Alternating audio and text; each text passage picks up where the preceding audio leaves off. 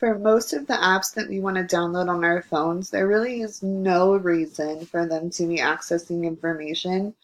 And like I said before, a lot of apps require you to allow permission. So this takes away a lot of your privacy, and that's actually a huge red flag when you're downloading apps. So one of the best suggestions is to delete the apps that are on your phone that are accessing information and locations for no reason.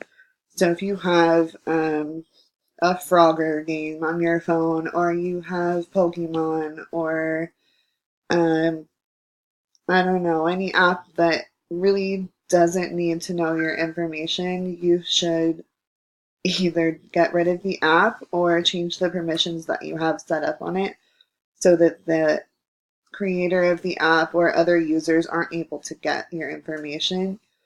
And even if you do change the permissions, a lot of times it's either going to force you to delete the app, or by changing the permission, it still doesn't allow, or sorry, it doesn't hinder other people from accessing what was previously available.